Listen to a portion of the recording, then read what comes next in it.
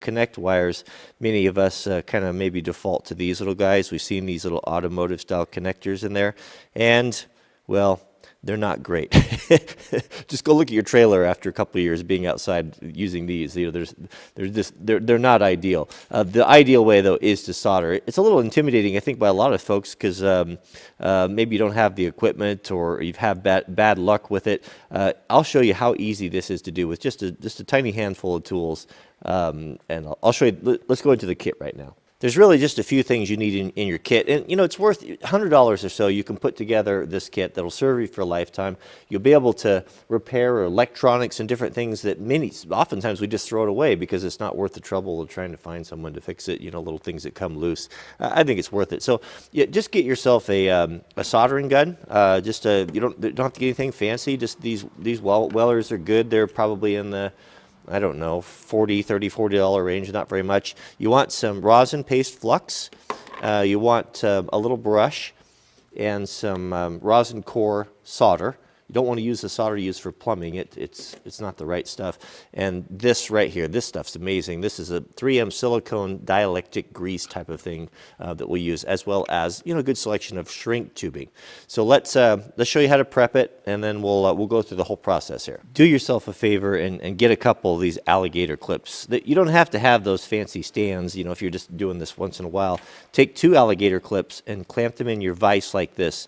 Now, some of these alligator clips have a pretty tight spring on them, so take some shrink tubing on the ones you're going to keep in your kit and just melt it on there, and that way they won't mess up your wire. And this is going to hold things securely, and you're just going to get a whole lot better job. Okay, so for joining the wire, there's a couple different ways of doing it, but what I have found to be the best, and this is what Granddad always did it, is you fray the ends of the wire like this. You kind of splay them out like this, and join them so they intermingle, kind of mesh like fingers together. Pinch one side like this here and start bringing everything together, and then twist. Twist this side here, and then twist this side over here like that. And that's going to give you the cleanest, the smallest, because we're going to shrink. If this is going to be something that's exposed and we're going to put our shrink tubing on there, it's going to be a little more low profile and look a little better. Now we can clamp it into our jaws and get everything ready for the solder. I don't think I mentioned you want a damp sponge too. Just any sort of old worn out sponge would be fine.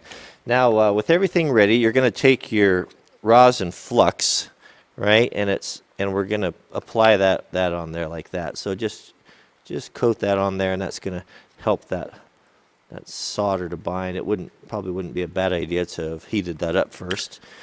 And then we're going to get our soldering iron and untangle the cord that hooks on everything.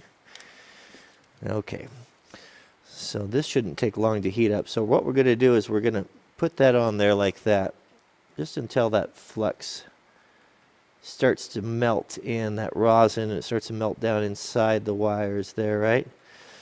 And then Granddad always said you touch the end of that there to tin it. I don't know why, I just always have. And we're going to heat from the bottom, and we're going to start heating that up until this melts. Now we don't want to touch the solder to the iron. Oh, that took a long time to heat up there. There we go. Now it's sucking in there just like that. We don't put so much on there that it's going to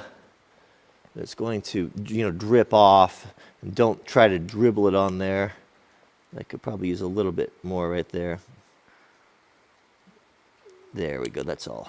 That solder joint looks pretty good. Now remember, this is marginal advice, so take it for what it's worth. Now we want to waterproof this. This is where we're going to use the 3M silicone paste.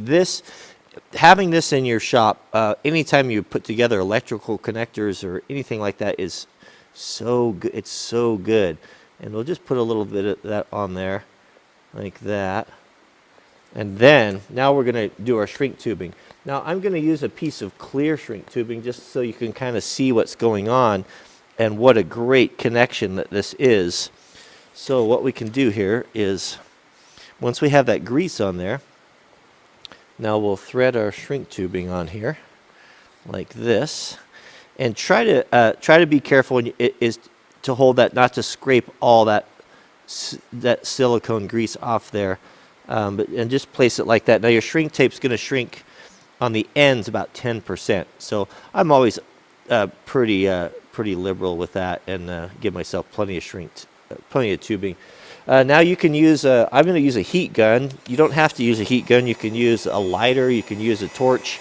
Problem with the lighter and the torch is if you're not really careful, it will tend to burn the wire in the housing. Start from the middle. You're going to start from the very middle, and you'll see that that's starting to shrink right there. And then work to the outside edges.